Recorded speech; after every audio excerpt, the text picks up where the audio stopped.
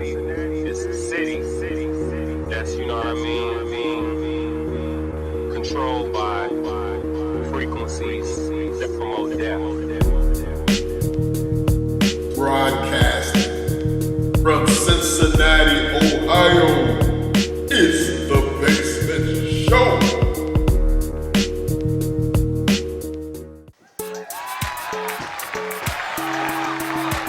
What's up, world? What's up, Cincinnati? What's up, YouTube? What's up, Facebook? What's up, global community? It is I, Lee Zellars, in the house. Basement Show. Been keeping it going. Gotta keep it going. So, I know I run into people. They ask me about the show. I'm trying to get them back up there. Keeping you happy. Trying to keep you pleased. I'm gonna start getting some comedians and some musicians back on the show. I had people ask me about that. But I also have people ask me like, why don't you have some people on there come on and talk about some serious topics? Some stuff that's going on in the community. I hear your call, so I decided to do that. I reached out, got a guest on today. He'll be coming down the steps in a minute. But I want to touch on some other topics. Donald Trump. Oh my God. Did you see the debate? This is my thought. Donald works for the Clinton. I said it. He's working for the Clintons. Come on, y'all know who you are. Y'all know who he is. Excuse me. Kind of made a blurb there. Donald works for the Clintons. He has to be. Some of the stuff Donald says is just so crazy, though. I mean, the whole idea, like he said, we'll deal with immigration by, we're going to build a wall. He always talks, he does this thing with the hands all the time. It's always very expressionist. We're going to build a wall, and we're going to have the Mexicans to pay for the wall. It's a crazy idea. May work. He also said the other day, what we're going to do too, dealing with this whole police issue, shooting of African Americans, we're going to see to it, when I'm president, that's what Donald said, that all police officers in the United States are fitted with body cams paid for African Americans. Crazy idea, it may work. Came out the mouth of Donald Trump. What else is going on? Oh man, did you see this clip of this dentist? This is this dentist that was like, he's like coming from doing this thing, working on people's mouths. He's out in the parking lot. I guess he's trying to get home. He's trying to wave this car like, you know, going by. Dude in the car runs over the dentist. I can relate to that. You ever been to a dentist and you totally like screwed up your mouth? This guy was probably sitting out there in the car like, boy, this motherfucker come out of there. It's his ass. Ooh. Be careful. You're a dentist out there, do a good job. That won't happen to you. You won't have to worry about your clients coming out later and running you over. What else is going on? Oh man. Next weekend rather. Straight Outta Compton, NWA movie being released. A lot of controversy about it. They said some stuff about, I think it had something to do when they was casting about African American women. Some African American women are saying they're not going to support this. But there's a lot of stuff going on in the theaters that you got to be careful out there. Like if you go out and see this movie, you look over, there's a white dude with a backpack, got a body cam on, name maybe Ray Tenzing, you might want to run out the theater. I'm just saying, stay safe. Enough of this. Now let's get to this show. We're going to bring out my guest. Yes, I don't have a comedian on. No spoken word person. No singer. Somebody from the community that's going to talk about some stuff. Because there's a lot going on in A1. I'm coming down Burnet the other day on Rockdale and Burnet. Police out there, guns. I don't know what's going on. I just kept it moving. Ain't trying to get caught by a stray. I got my man, Ozie Davis, is in the house. We're going to talk about the A1, some things that he's doing, trying to keep y'all safe out there, trying to safeguard the community, help out the youth. We're going to go to a break. After we come back from the break, we're going to talk to my guest, Ozie Davis, on The Basement Show.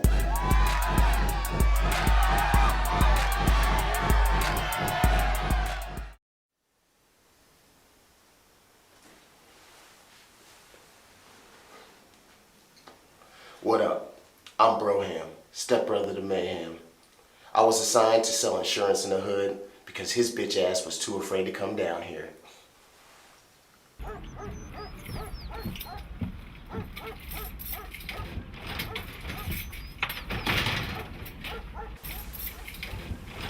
Her drunk ass is right on time. Tamika was out all night getting drunk with the girls. Before she left the house, she forgot to set her alarm.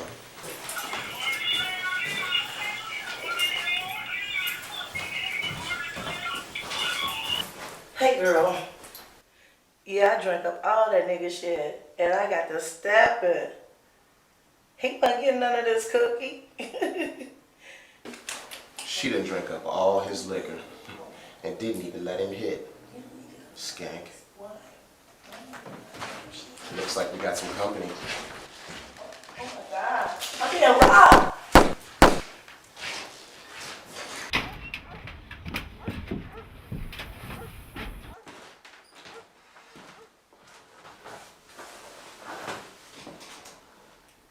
Tamika got no life insurance.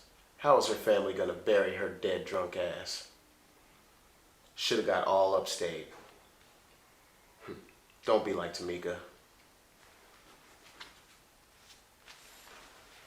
Hello? Nah, she dead. What you doing tonight though? Oh, for real? Yeah. Make sure the insurance you got is all upstate, because your sorry ass is gonna need it. Hey, we're back. We're back. Facebook, YouTube, Cincinnati, A1, Global, World. We're back. I told you we're coming back.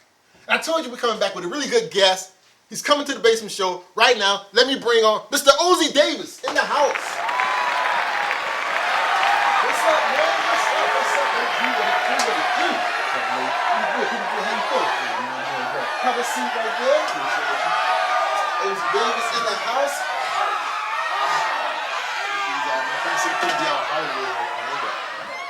Man, it's hot today, man. Man, it's bang up out there. Like, see, look, tell people, first of all, like, what's your position, what it is you do, for people that don't know. I'm the executive director of the Avondale Comprehensive Development Corporation. We call it A-CDC. Okay. Everything's A-CDC. Okay. 861 A-CDC. Right. A-CDC.org. Okay. And I'm a 50-year Avondale resident, so I see the position as a blessing from God. Right. Opportunity to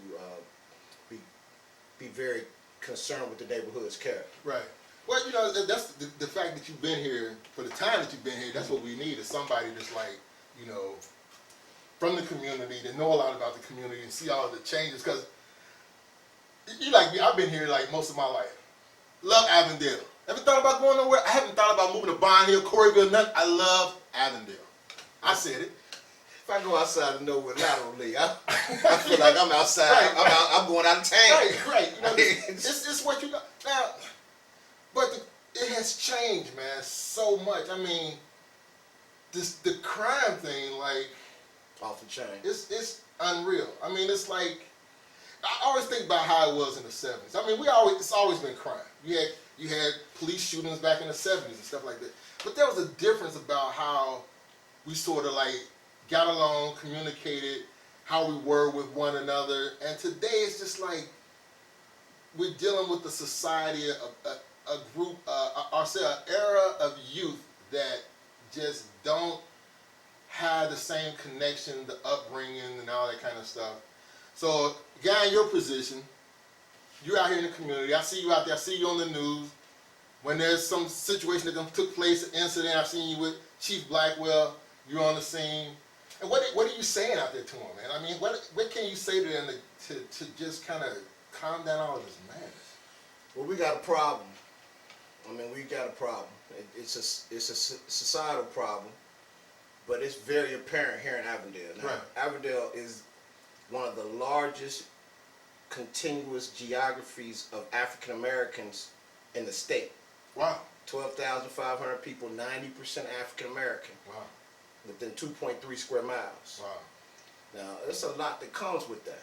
Yeah. There's a lot of good things, but it's a lot of bad things too. Right. Concentrated poverty. Right. Generational poverty. Generational poverty is more problematic than concentrated poverty. You cannot have 4 or 5 generations of people on welfare. Right. It just, it equates to poverty. Right.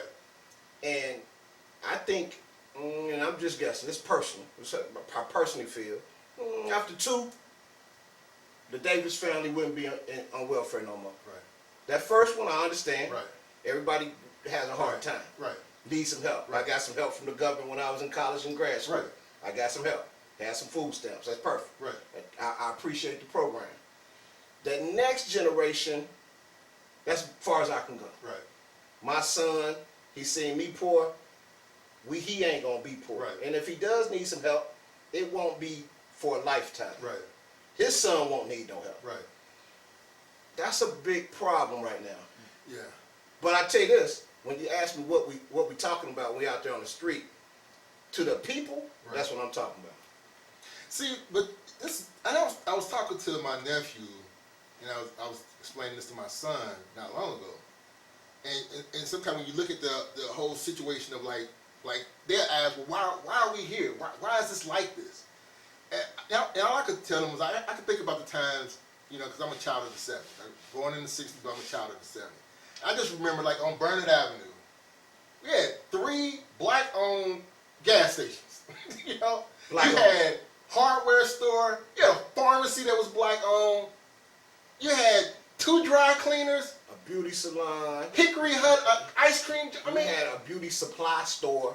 Parkers. I mean, you had bars, but the key part of that is black owned. Black, right. Right? And the black owned piece is missing. That's missing, and so I think sometimes too the question that a lot of people ask, how did that come up? How did that come up missing? But I think about just over the generation of times what took place politically within the government. From the 60s we coming out of the civil rights movement, we into the 70s, the Say It Loud, Black and I'm Proud, we doing our own thing. Then the 80 culture come in with the Reaganomics. And for some of you people, this conspiracy people like myself, the Iran-Contra, the funding of the Contras, where did the money come from, the drugs coming in, where did the drugs hit? The black community. Not say it destroyed us, but it was devastating. And out of that devastation, those people that were so affected with that, who had children, and dealing with all of that, because, that's a heck of a crisis to go through. When your mom and your dad, because see, my parents your parents wasn't like that, my parents wasn't like that, but there's kids out there whose parents were caught up on the whole crack epidemic. They come home, one minute you're playing your PlayStation, come on the next day, daddy done sold it because he need to get this thing. The crack epidemic across the country crushed the black man. Right. But you didn't see the same response to the crack epidemic that you see today to the opium epidemic. Right. And I've raised that issue with the head of the health foundation, Interact for Health. Right. We need to see a response, because now the result is crime and violence. Right. It's too late to deal with crack. We Right. ain't on crack like we was in the Right. 80s. Right. Right. We did learn. Right. But the results, the effects, the impacts of the early 80s were both twofold. One, it was the diminishing of Say It Loud, I'm Black and I'm Proud. Right.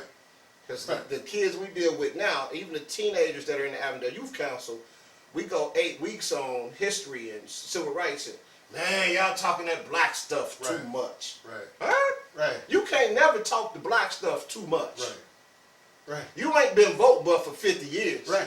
Right. Right. You ain't been a person Right. but for 100 years. Right. You can't talk the black stuff too much in a black neighborhood. Right. And the black stuff, that diminished as the crack was coming in. Right. Oh my. Right. Right. It seems the to time. me. I'm not a conspiracy theorist. I am. But I am a realist. And when things come together, it seems to me that that's a systematic ploy Right.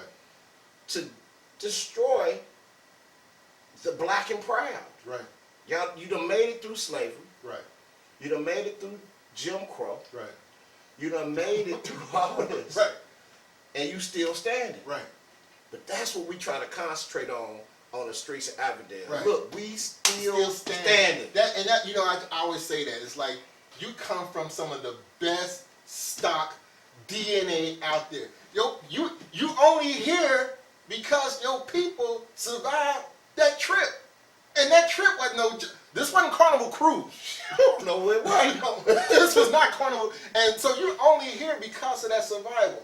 So what's in you was built, it comes from a race of people that knew how to survive.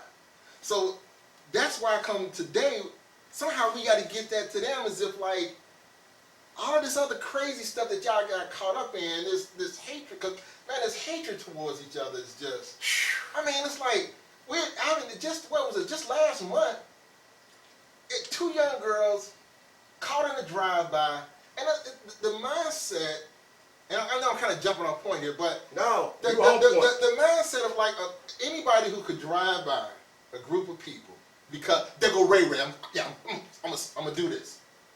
And you don't care about nobody else there. You don't care about the little girl you hit. Then it turn around and happen again.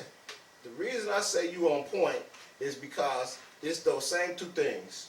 It's the crack epidemic and it's the diminishing of self-pride. Right. Because for anyone to be that insane, they don't have any rules. No. And so there are older guys in the community that are hustling, doing illicit activity, Right. that will say to you, hey man, I don't mess with them young dudes. Right. Because that's 17 to 24, Right. or 14 to 24 Right. nowadays. They don't have no rules. They're Right. not playing by, if it's a kid, you don't shoot, you shoot later. If it's an Right. old lady, Right.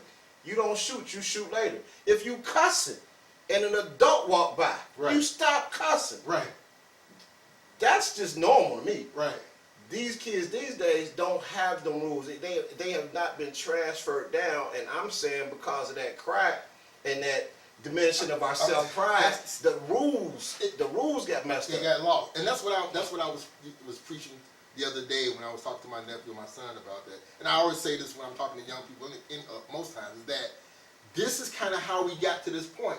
When you bring in this type of devastation, what crack did to the community, and when it affects, because parenting is all about parenting. When we did things. When you was young, you did stuff. Absolutely. It wasn't crazy, but we always knew this: if Mama found out, if Daddy found out, It's a problem. it was gonna be a problem. It's gonna be a problem. That's what kept us in check. But when the crack thing hit, and the parents was caught up on crack, they getting high, Mama turning tricks, Daddy selling everything in the house, he beating up Mama because Mama done smoked too much, Mama tripping out. None of that kind of stuff that we got. So now they hit 16, 17, 18 without any of that parental guidance. So they just out here just, That's what wow. you see. That's what you see. But it's two good things. One good thing is what we talking about is real. So we know we have to we got to counteract it. We got to have a counterculture to that culture, and the counterculture movement is real. Right. And I'm happy to be a part of it because I know that's real. Right. I know it's a fact, and we still got drug problems. Right. Now. Right. And the system has continued to build on top of that. Right. It wasn't just drugs and crack. Right. I mean, it wasn't just cracks and the diminishing of self-pride. Right. Now I got a reason not to hire you. Right. And on that point, on that note, we're going to talk about the counterculture, the counterattack, how to deal with this whole epidemic that's going on in the community. After this break, we'll be right back.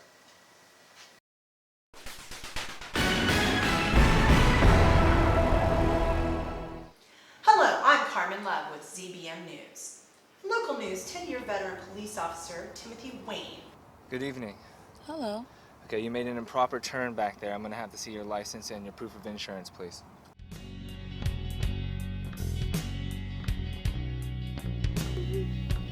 I'm gonna be here with you every step of the way.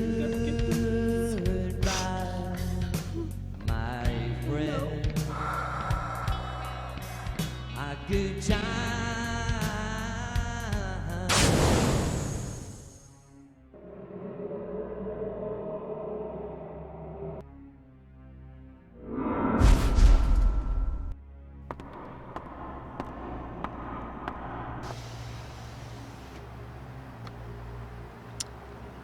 Officer Wayne?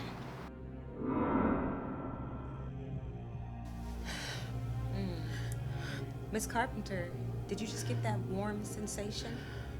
And can't you just smell Eric's scent? Oh my God. Yes. What was that? It wasn't God. It was me.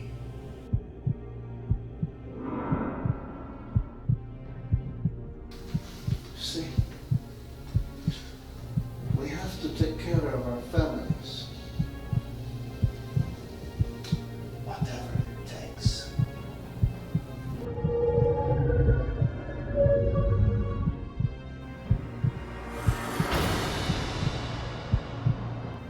Katrina Bronca. After tonight, you'll never hear it mentioned again.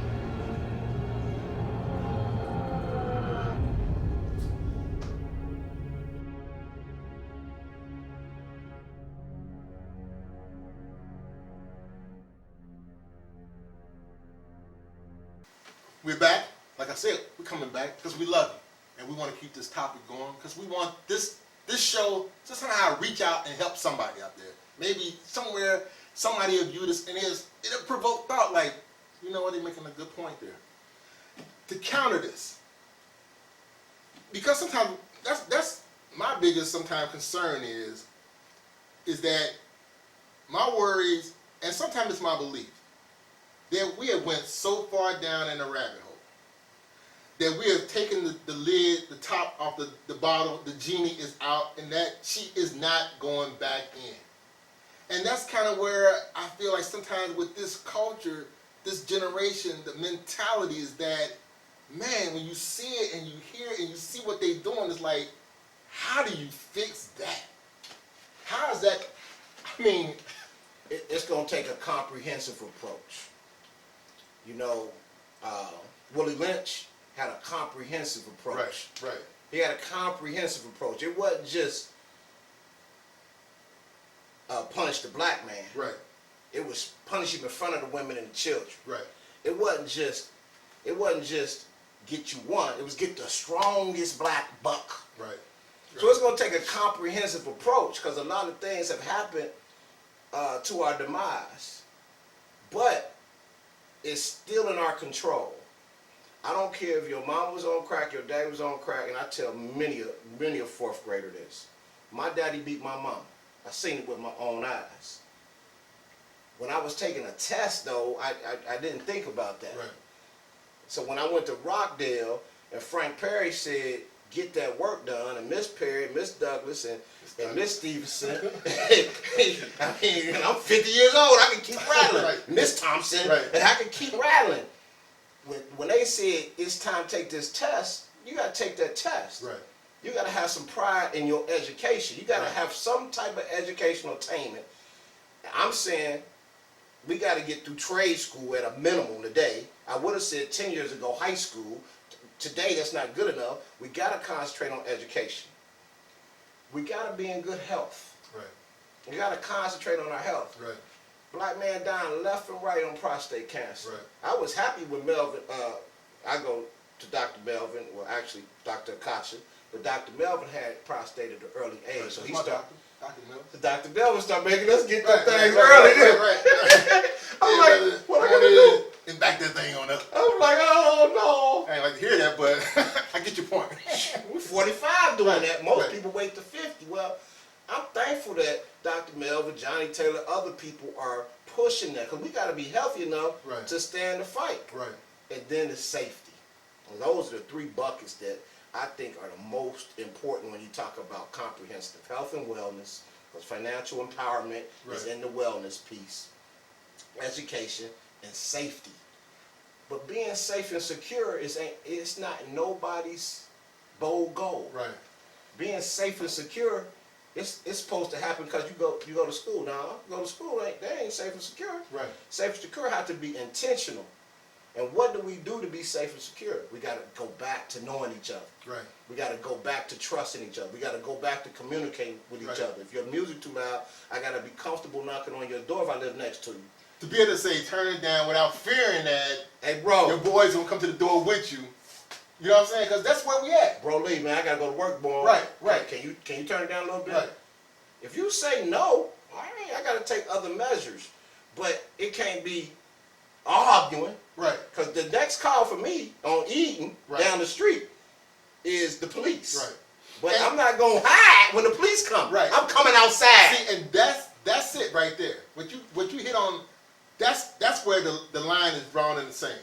Because where we at is, people are, like you said, there's a lot of people are so afraid. So it's like they playing loud music next door. I can't go to sleep. So if I go over there and tell them, could you turn it down? And they say, no, I ain't turning this shit down. Then what I do? Then if I call the police, they know I called the police, but I still got to live next door to them. You can't be scared and frustrated in the same space. Right. It don't work. There's no room for it. Now, I say this. I don't want to be in that situation one-on-one. Right. I want to have, if I'm in an apartment building, I want to have at least, say it's 4 apartments on my floor. Right. I want to have at least 2 other friends on the floor. If it's 3 people on the floor that's into playing bad music, I need to move. Not them. Right. If they want to play loud music on their floor, I need to move. Right.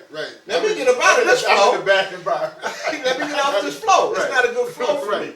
It's not a good floor. And that when we see some of the work that we're doing in some of these buildings on Redden Road, man, I see trouble. Because if you're trying to get people to come together, it ain't enough of them. Right. I'm okay with them playing loud music Right. on this floor. Right. Oh, okay. So I can't help Brother Lee if Brother Ozie cool with the loud music on the floor. Right.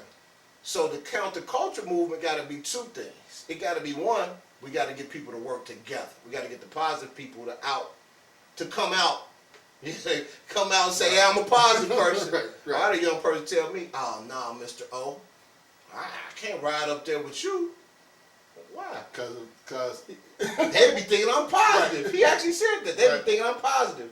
I said, you serious? You can't be positive? Right. Now, if you can't be positive, we don't have a chance. Right. And but you know that's the thinking of it. It's like what you represent. My boys have a problem with that because you represent a positive image and everything you want to do is good for the community and all that. But these cats that I hang with, they ain't seeing that. And if I'm with you, and this is my point, your cats will see it. Take it back to them or bring them to me. Right. Because I don't care what you're doing. I'm not the police. Right. I say that, and my police partners know I say it. I'm not the police. If I walk up on you and you got a bag of weed, Lee, that's your problem. That's not my problem. I need you to keep the street clean. Right. Don't litter. Hey, man, don't be disrespectful. If you can't sell dope outside my house, right. That's disrespectful. Right. But I'm not the person to tell you not to sell dope. That's not me. I don't want you to sell no dope. Don't get me wrong. But that's not Ozie's job. Right. That's a good point. That's my whole thing. It's like, you know, I've always looked at it like, what you do, that's your business. That's your business. It becomes a problem when what it is that you do affects me and my family. That's when we got a problem. That's when we got a If you problem. want to sell dope, that's you. You deal with that with law enforcement when they run up on you. That's you. But now when your drug dealing is out in front of my house, and now you got other people gathered in front of my house, you can't do that. We got a problem. It's the public-private discussion issue that's gonna hit the fan. I don't know if you saw my letter to the mayor. I'm saying to the mayor, we need to get those landlords that either have an incident of crime, or have been a hot spot, got a lot of calls, they got to provide their own security. Right. Matter of fact, got the letter, saw that, and I saw a couple. Now, where are my glasses? I can't see a thing without them. Sorry. It's age getting old. What you just touched on, the Avondale hotspots, haven't changed in over a decade.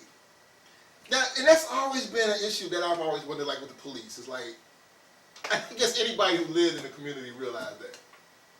If I know where all the hotspots at, been knowing it for years, and I'm just a citizen that just lives in the community, And your job is kind of like that's what you do, because you apprehend and you take, like, why come they not, I don't understand, like, why come Because the police can't live there. Right. Neither can citizens on patrol, neither can block watch, neither can brothers gonna work it out. They can't live there.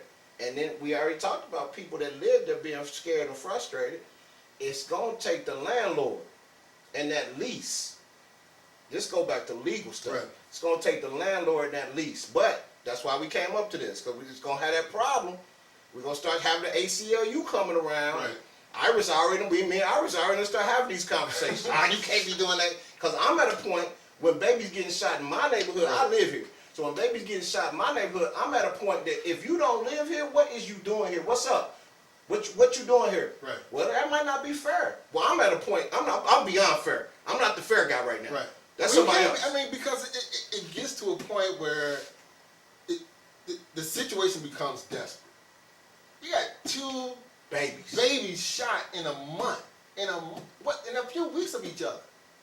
Babies. So at some point, something desperate has to happen. We gotta take some drastic measures. And I don't know how to answer. I don't want to be harassed, and I don't want you to be harassed. But I doubt you're gonna be harassed because you ain't hanging out in front of the Posse. Right. No. And I doubt I'm gonna be harassed because I'm not hanging out in front of 758 Ridgeway. Right. I'm not hanging at 518 Hill. I'm not. Right. I don't hang out in front of 802 Blair. Right. I don't. And I'm also not around where people getting shot at, because they getting shot at them addresses I just gave. Right. And when you getting shot, 705 Ridgeway. When you getting shot outside, okay, look, y'all, there's been shootings here, so this got to be the landlord dogs. Right. This ain't the city. So you ain't talking about, some kind of policy for the police to do stop and frisk and that kind of I'm not talking about that. It's got to be for the landlord. The landlord got to give the resident the authority to say, hey, y'all know you ain't supposed to be, this your visitor? Right. You know your visitor ain't supposed to be outside after 9. That's in the lease. Right. When I moved in here. Now, okay, we're gonna have some issues. Right. We got issues in every remedy gonna have some issues. But we gotta start somewhere. Right now, the landlords ain't taking no responsibility. All they want is that Section 8 check. Get that check. Get that check. They get the check. They live out Fairfield, Westchester, Fairfield, Mason, or New Jersey. Right. Or they don't even live here. Boston, TCB in Boston. TCB don't live here. You know they my partners. Right. They don't live here. But they get the money. They get their paper. They turn it around.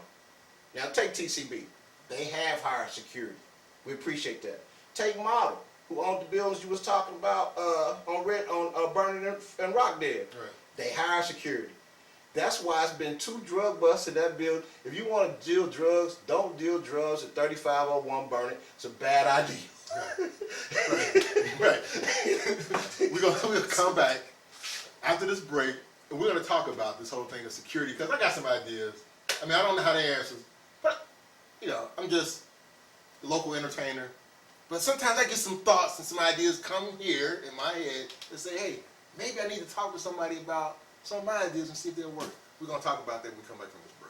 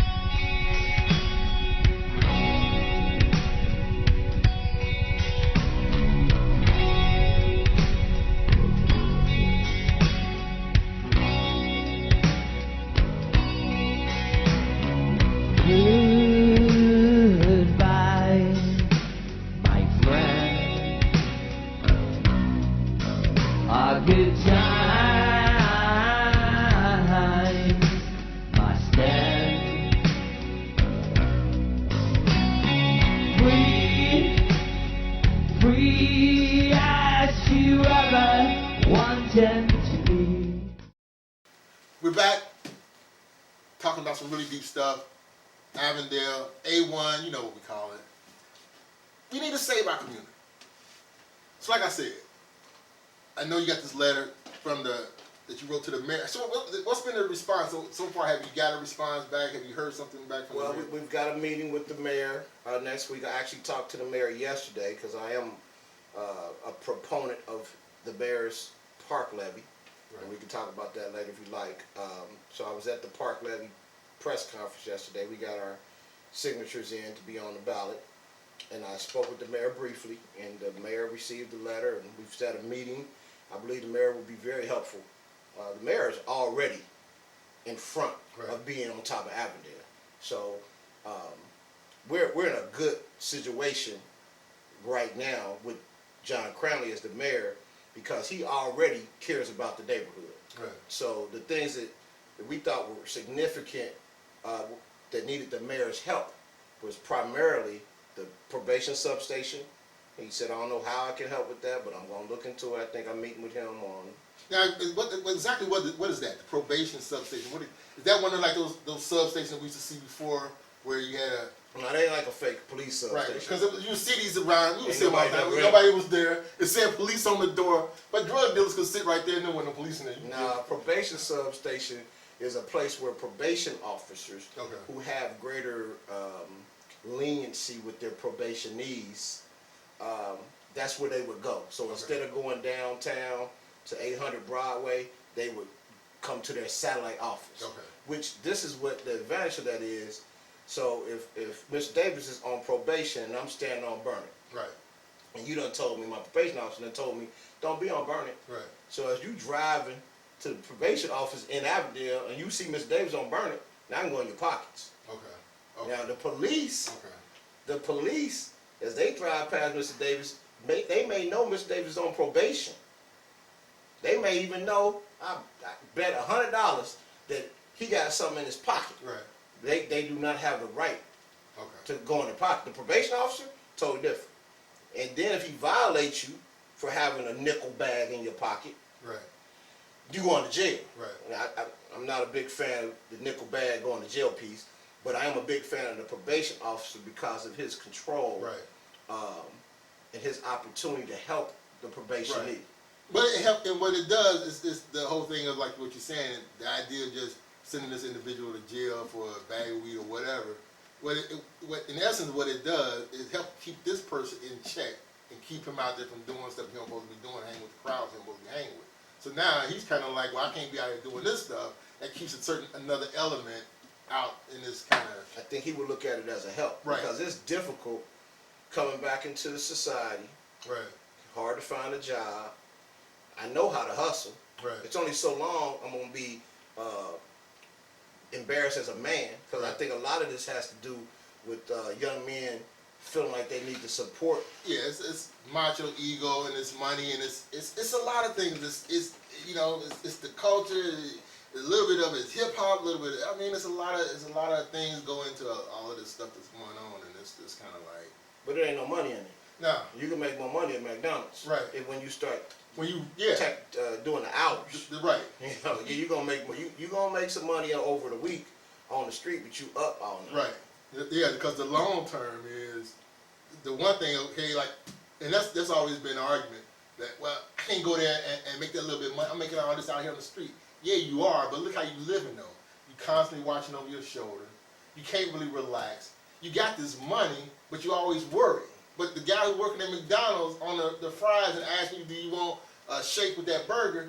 He go to sleep. He's sleeping comfortable at night. He ain't got the money you got in your pocket, but he ain't living the kind of stress that you live. Plus, he ain't spending the kind of money you spend either. Because that drug culture, you got to be out at the club. You got to be in the drug scene. And if you on the street, you the minion. You ain't making no money. I tell the guys that I do know that's dealing drugs, hey man, this ain't the place to do it. If you want to be a drug dealer, you need to study successful drug dealers. It's going to be hard to do. Because you're going to start studying Scarface. See, he died. Most of them usually you're going to die if you start studying them. Because the successful ones is not to be known. Because to be a drug dealer is to not be known. Right. It's not to be known. Right. You don't want to be known. Right. You can't be successful at it. It's illegal. Right. You can't be successful at that. That's what's always seems so crazy to me, because when you watch those movies like this, Scarface and all these drugs, it's like, you got all the money, you got all the women, you got the car, but you can't really enjoy that. You really ain't enjoying it because there's always this fear factor. There's something, they listening to this, is they over there, Man, I just seen a blue Benz on some 22s, blue 22s on Prospect. Now the Benz was at practice. Right. right. Who that? I know most of the black doctors, lawyers, especially in the 20s, 25, because this dude got out of here was 25, 26. And my first thing was, why would you drive your blue Benz over here? Right. That would make no sense. Now I ain't see nothing, so I ain't report nothing, none of that, because I ain't see nothing. But I'm telling you, the feeling you get is he got to be doing something illegal. Right. And if he ain't, I'm sorry. Right. I'm just saying, that's the kind of feeling you get. And we got to get to a place where if that's a legitimate blue Benz, then come on, whip it around the kids and tell them what you do. Hey, I'm a pharmaceutical salesperson. I work for Johnson & Johnson.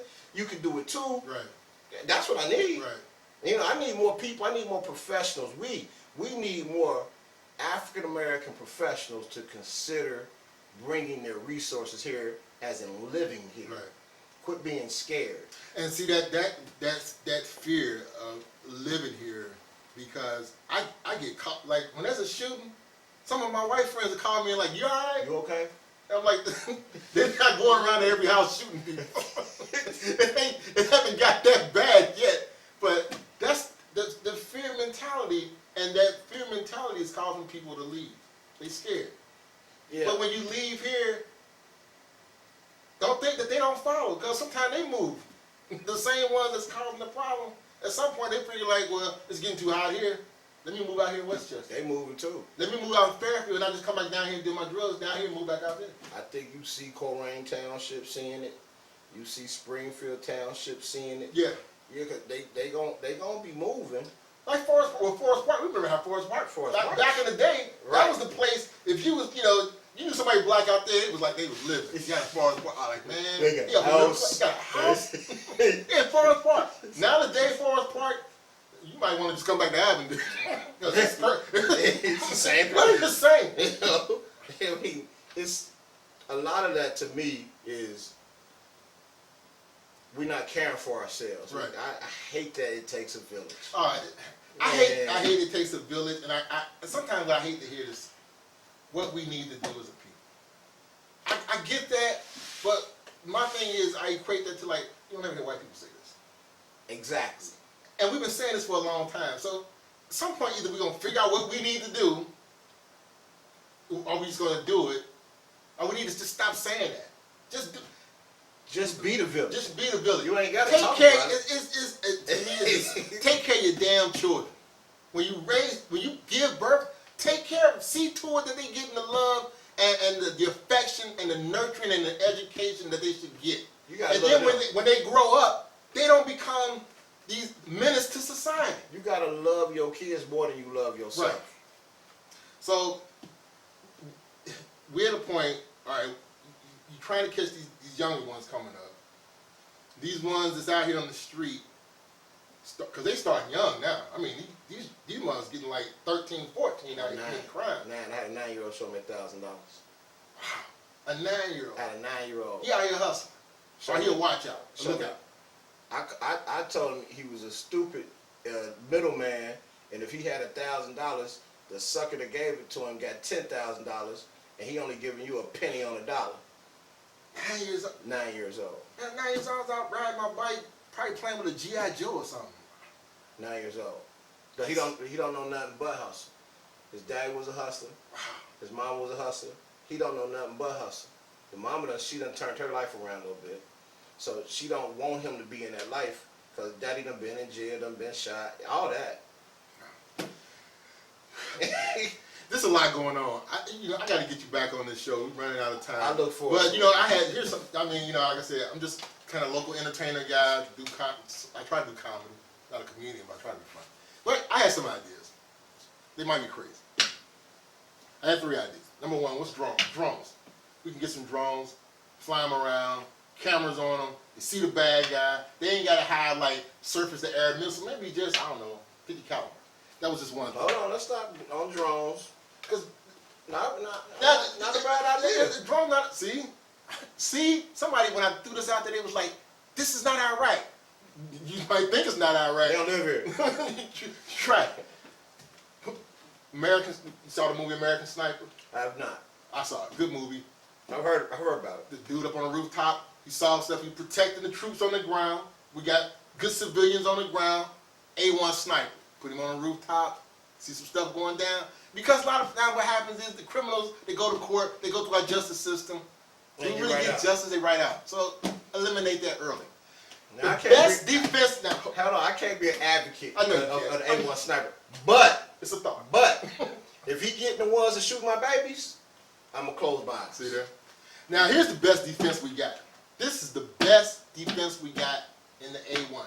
It's right up under our nose, dude. And you being in the position you in, you could easily go over there because of the kind of clout you have and talk to them. The Cincinnati Zoo. You start a curfew, 9, 10 o'clock, off the streets, because we're letting out the lions and the tigers. Put a tracking device on them so we know where they at. You out there after the hours, they eat your ass. That's it. The streets, you put the tracking device on them.